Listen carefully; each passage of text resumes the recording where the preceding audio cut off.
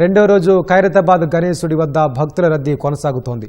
వర్షం వచ్చే సూచనలు ఉన్నప్పటికీ భక్తులు ఏమాత్రం తగ్గడం లేదు. వివిధ ప్రాంతాల నుంచి ప్రజలొచ్చి గణనాథుని దర్శించుకుంటున్నారు. ఈ ఏడాది శ్రీ విశ్వశాంతి మహాశక్తి గణపతిగా విఘ్ననాథుడు భక్తులకు దర్శనమిస్తున్నాడు. మొదటి రోజున సుమారు 3 లక్షల మంది భక్తులు దర్శించుకున్నట్లు కమిటీ సభ్యులు తెలిపారు. ఈ రోజు ఆ సంఖ్య మరింత పెరిగిందని, వారాంతాల్లో భక్తుల సంఖ్య రెట్టింపవుతుందన్నారు. భక్తుల రద్దీని దృష్టిలో పెట్టుకుని ఇప్పటికే అన్ని ఏర్పాట్లు చేశామని వెల్లడించారు. రాత్రి 11 గంటల వరకు దర్శనానికి భక్తులకు అనుమతి ఉండటంతో గణేశుడి పరిసర ప్రాంతాల్లో కమిటీ సభ్యులు విద్యుత్ లైట్లను ఏర్పాటు చేశారు.